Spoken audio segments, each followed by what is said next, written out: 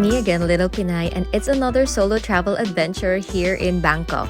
It's my first time here in Thailand, so I want to share my experience to help those who want to travel here alone and on a budget. In this vlog, I will include my itinerary, accommodation, expenses, transportation, and everything else that I can share, so please watch until the end to enjoy the full benefits. I'm also including timestamps on the description below so you can just skip through the information that you need. But first, let's start with my itinerary. For my first day, I arrived in the afternoon, so I decided to visit IconSiam Mall. From Sathorn Pier, you can easily take a short boat trip going to the mall, and these boats operate from 9 a.m. to 11 p.m. I'll tell you more about transport options later and getting around Bangkok. For me, the best part in IconSiam Mall is the Suok Siam area because visiting this place is like immersing yourself into the Thai culture as it features many local products, handicrafts, and traditional Thai delicacies and food. You can also witness a fountain show outside every 7, 8, and 9 p.m. Good morning. Today is another day. You see that? That's Shangri-La Hotel.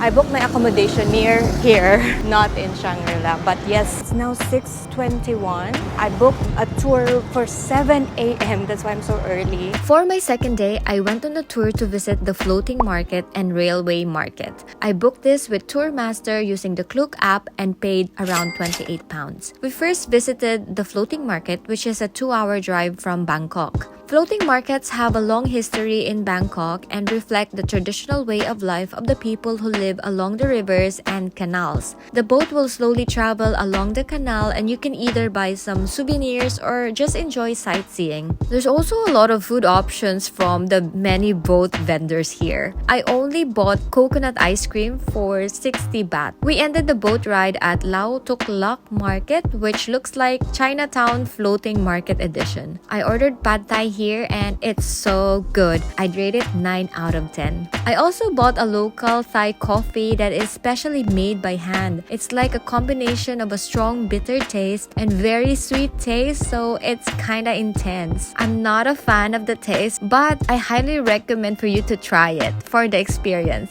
After 1 hour, we then moved on to the railway market, which is only 20 minutes drive from the floating market. This is quite interesting too. A lot of tourists were inside the train and we were like capturing each other's videos. The train has a set timetable and will just pass by 8 times a day. During my visit, I was able to witness the train at 11:10 and 11:30. It's fascinating to see how the shops have to move everything around to accommodate the incoming train and how close the train is from my face.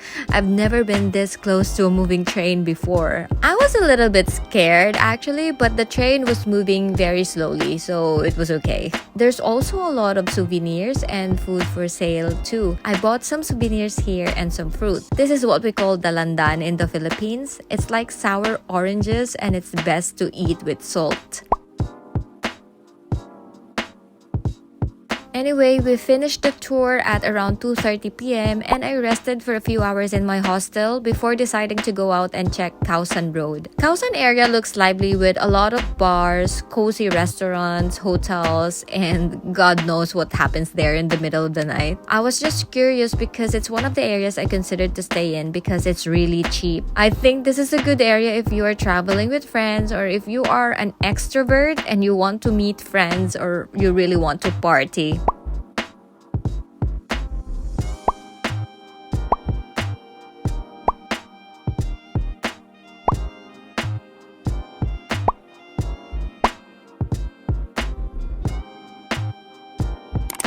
Day 3 was another book tour from Klook, which is the Pattaya Larn Island and Sanctuary of Truth tour. I paid around £45 and it was only 3 of us who booked the tour on that day. The first stop was in the Sanctuary of Truth, which is 2 hours away from Bangkok. It is a temple or castle-like structure that is still continuously being built.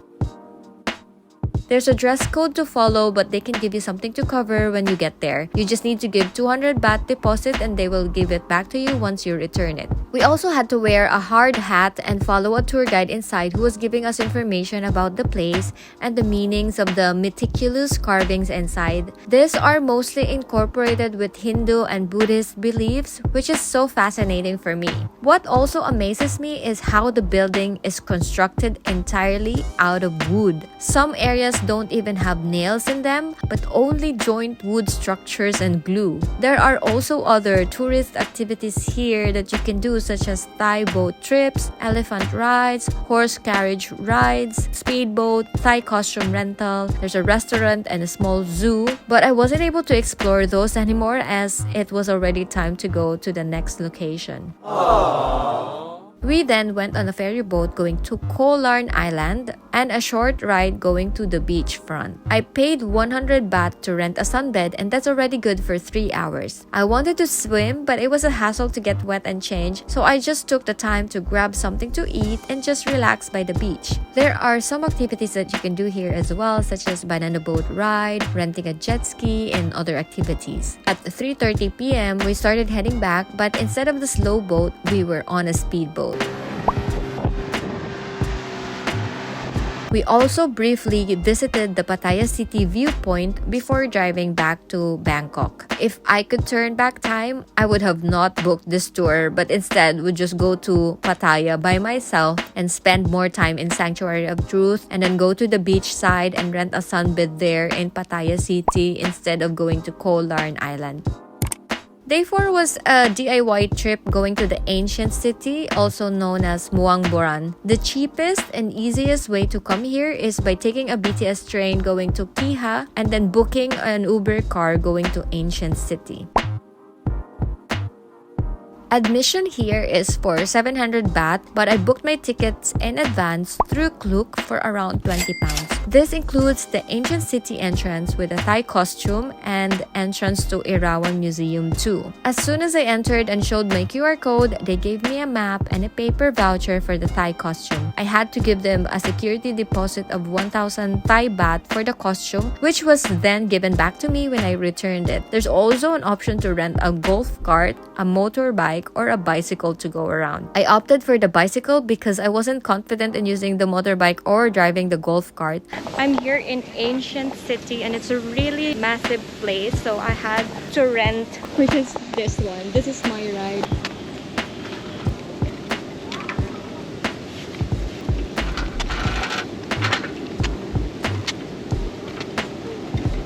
So yeah, I was cycling around with my Thai costume.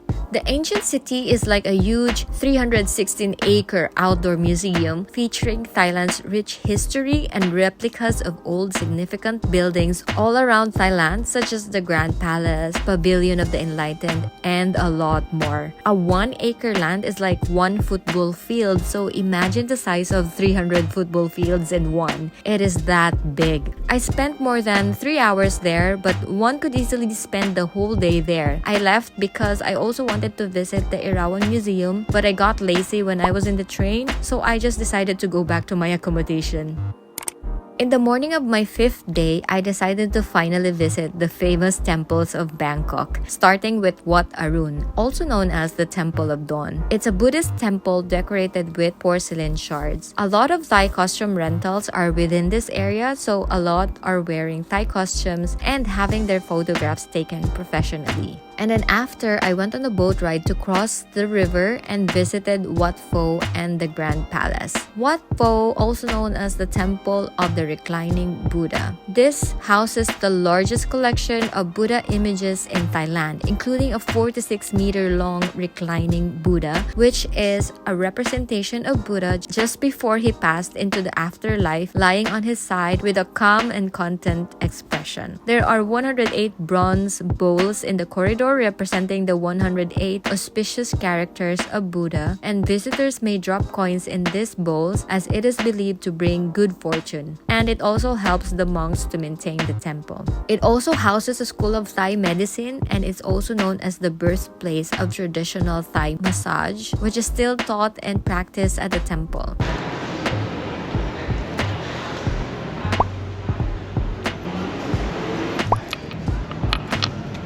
Next to it is the Grand Palace, which consists of numerous buildings, halls, pavilions, gardens, and courtyards, and was gradually built with successive kings over the last 200 years. The Grand Palace was the official residence of the kings of Siam in the old times and is now partially open to the public as a museum, but it remains a working palace with several royal offices still situated inside. This is also where the Temple of the Emerald Buddha is located, which is regarded as the most sacred Buddhist temple in Thailand. In the afternoon, I did a Thai cooking class with Tingly Thai. I booked this again from Klook and paid around 26 pounds. We cooked pad thai, tom yum soup, and Thai curry, and they taught us some of the process of making mango sticky rice pudding. They gave us a recipe book and a set of chopsticks too at the end of the class. Overall, it was a good experience and I highly recommend it to everyone coming to Thailand. Just make sure you don't eat anything before the class because you will be eating all the food that you cook, so it's good to be hungry.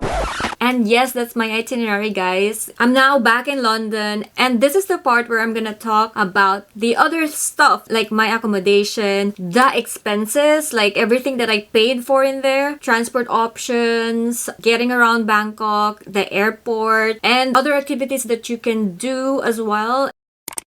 It's called Unplugged at Bangkok Hostel. I booked it from booking.com and it's a hostel. I was sharing the room with other people, but I liked the room that I was in. I liked the bed. It wasn't noisy as well. They have a common area where you can put your food in the fridge. You can also have free coffee. They have microwave. And the thing that really makes me appreciate this hostel is the location, because it is near a BTS train station, which is it's called the Sapan Taksin, and also it is near a boat pier that was called Saturn Pier. So location is very important for me. Whenever I find accommodation, I have to make sure that I have the best location, especially if I want to save money and I don't want to be using taxi rides. It's more safer for me as well. There was Robinson Mall just across, and also a convenience store nearby. There was a 7-Eleven. There's also the Bangkok Market just across it, and I was able to have one dinner there. I ordered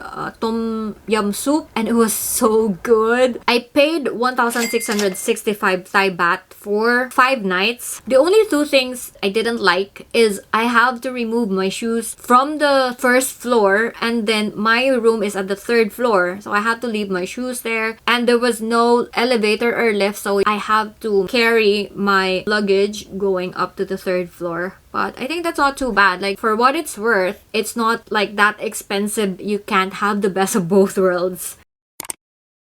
So the airport is actually really nice. We're talking about the main Bangkok airport, which is, I don't want to mispronounce anything, but I'm just gonna put it here. It has everything that you need. There's like car rental kiosk, ATM machines, and also if you have booked Klook SIM cards or Rabbit cards, you can also collect it from the airport, which is just on the 4th floor. The arrivals are like on the 2nd floor, and departures are at the 4th floor of the same building. So that makes it easier because everything is just in the same building. If you want to go to the train station, then you can just go down to lower ground floor. When I arrived at the airport, it was during the day. I didn't have cash with me, so I used the ATM to withdraw some cash. There was a bit of an access fee and exchange rate markup that you can see there. And then I collected my Rabbit card from Klook. Before arriving, I already bought it online. 1 Rabbit card and 1 unlimited BTS train. I'll talk more about all the train system and the Rabbit cards later. And then beforehand, I already purchased an eSIM card for Thailand so that I can have internet while I was there. My mistake is I didn't activate it beforehand. So when I arrived there, I have to spend a lot more time in the airport just to activate it. Because the way that you have to activate it is you need to have like a separate thing that shows the QR code. So I needed to have another phone, but I believe that you can actually activate it before you land, so that all you just need to do is to turn it on when you're already in the the country and then you can just use it right away. By the way, not all the phones are eSIM card compatible, so you have to check your phone if it has like an option for eSIM card. For me, it worked well throughout my entire stay in Bangkok and I didn't have any problems. I already knew how I'm gonna get into my hostel because I already used Google Maps and I already have it in my notes. Screenshots of what train I'm gonna get into. I had to buy a separate ticket going to Phaya Thai because in Phaya Thai, that's where I can change trains to use the BTS trains. So I was trying to use the ticket machines there, but I realized that the machine was only accepting 100 Thai baht bills and I had 1000 baht bills because I got it from the ATM, so there was no other option for me but to go to the counter and actually purchase it from an actual person. It's quite unique because it's like a coin and you have to tap it, and then once you get out of the train station after the ride, then you just have to insert the coin when you are about to exit, which is cute. But if you have a lot of luggages, I think it would be better if you take Grab. You can download Grab app and then you can book it from there and it's better, and also you will be able to see how much you're gonna pay.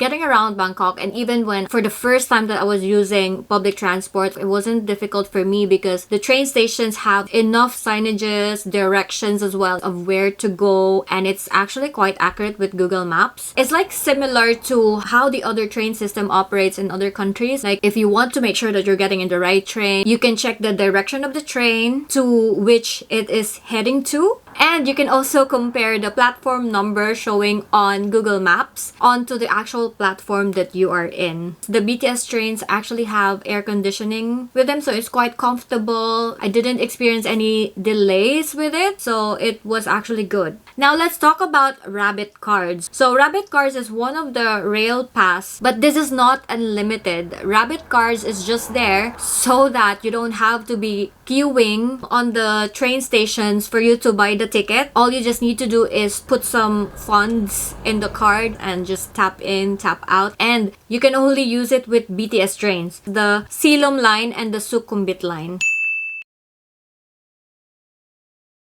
When I bought it from Klook, I paid 300 Thai baht, 100 for the actual card itself, and then 200 is the preload. And that's what I used to travel to my hostel. But to be honest, every train station has several train ticket machine inside, and they have like an actual counter with an actual person or staff inside where you can also buy the ticket. And I didn't see a lot of like queue, so I don't think that getting a Rabbit card is worth it, especially if you're just spending there for like a few days, and also especially if you're not going to use BTS train that much anyway. You can check your balance on one of the machines inside the train station, or you can ask as well one of the staff in the counter if you're gonna be using a lot of BTS train rides, and if it's gonna be like more than 150 Thai baht in a day, then it's better for you to buy the unlimited 1-day pass. And if you want several days, then you just have to buy like, for example, 3 of those cards that you can use 1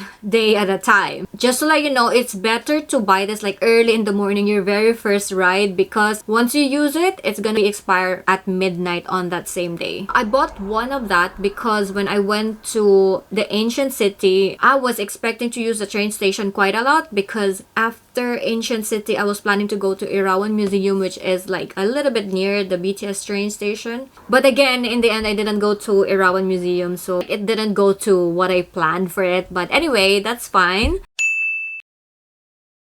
And there's also another website to check the fare. The link should be on the description below. I tried to use the metro system one time. It was also good. The fare is similar to BTS. Like, it's not cheaper or anything as far as I remember. But yeah, that's also an option for you. And I'm not sure if there's like an unlimited pass for that. Aside from the trains, the boat is one of the main transportation options, especially for tourists, because a lot of the attractions in Bangkok are near the pier. There are 2 main boats that goes around the tourist attractions. The blue boat, which is more expensive, it's more like designed for tourists, and the orange boat, which is way cheaper, but it's gonna be stopping on a lot of boat pier, and a lot of these are not tourist spots. So it's gonna take a longer time for you to get into your destination compared to the blue one. It's usually 16 baht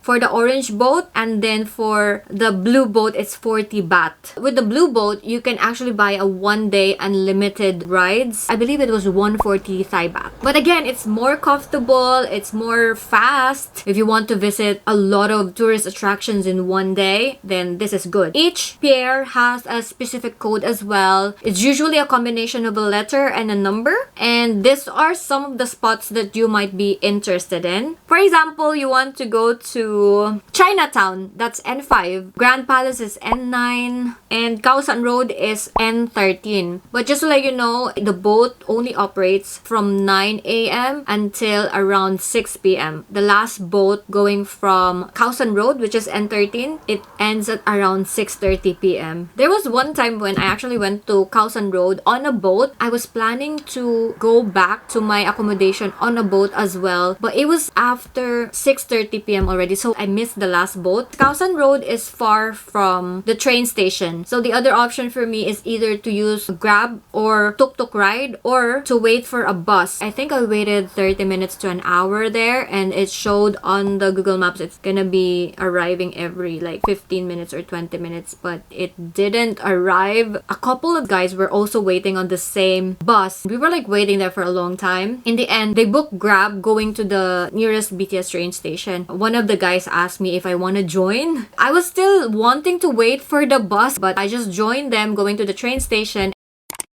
The accommodation was again 1,665 Thai baht. Transportation in total with my rabbit cards, boat rides, taxi rides, the unlead day pass, some of my metro rides was a total of 1,644 Thai baht. My tours and activities, it was a total of 6,190 Thai baht. Food, a total of 1,476. Some miscellaneous such as cash withdrawals and other necessities, I paid 1,601, and it's a grand total of 12,576 Thai baht. With the conversion rate of today's economy is around 290 pounds, 21,000 Philippine peso, and 378 or 79 USD. So this is not including the flights, but it is everything else. If you have the same lifestyle as me, you can expect to be paying like around 2,500 to maybe 3,000 Thai baht per day. But if you have a fancier lifestyle, then it's gonna be way more than this. So you have seen my itinerary. Probably it's not the best, but there are other things that I was actually interested of going, but I didn't have much time anymore, or it wasn't just my priority. You can actually go to Ayutthaya Historical Park Tour. This was also mentioned to me a lot by other travelers. So I think it's really nice. If I had like one more day, I would have booked this tour. And I was actually interested of booking a dinner cruise, but when I looked at the food options, it was all like international buffet, and I only wanted to eat Thai food. I've heard that there's entertainment, a nice view, especially the Wat Arun. It's really nice at night. You can also go on like an elephant jungle sanctuary Pattaya experience. I was looking at this Bangkok famous IG cafe tour, but I felt like it was too expensive. Or you go to Safari World where you see a lot of animals. I've seen a lot of animals in my life, so I'm okay not to go. There's also the Mahanakon Skywalk ticket in Bangkok, so if you want like a really nice view of the city. Or you can also go to Bayoki Sky Hotel 78th floor with buffet and observation deck admission. If you're gonna ask me what was my favorite part, I think I'm gonna say I enjoyed the Thai cooking class. And I also enjoyed the Sanctuary of Truth and the Ancient City. Sawadika!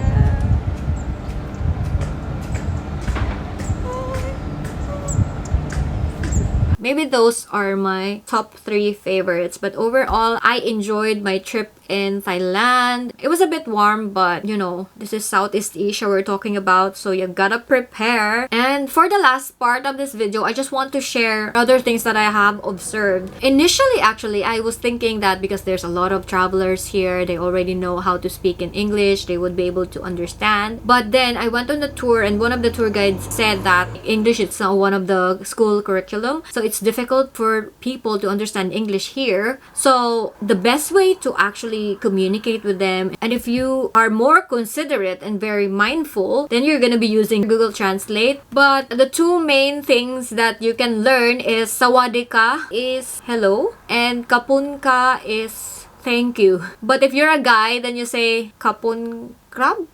I forgot. Just check it online. And the Buddhism is, I think, the main religion there. And they really have high respects for monks. That even the priority seat, they included the monk in there as one of the priority. People give them free food or free rides. So yeah, it's just amazing. I think that's it. And I think this is already the end of my vlog, finally. I hope you learned a lot from this vlog. You know, if you're planning to go alone and you really want to do it but you feel lost, I hope this video have given you more strength and courage to go. After, by the way, when I went to Thailand, I flew to Japan, and then after Japan, I went on a boat going to Busan, South Korea, and then I flew from Seoul, South Korea, going back to the UK. So there's a lot more videos coming. So yeah, you just have to subscribe to my channel, or might as well follow me on Instagram, because whenever I post the video, I also post it there. So, and also I'm gonna include my Klook link down below. If you want to support me as well, you can just use those links. And if you have something to share, if you have questions, don't hesitate to comment down below. That's it, and I will see you on the next vlog.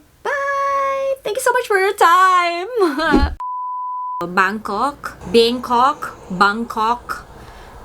sorry, in Bangkok, in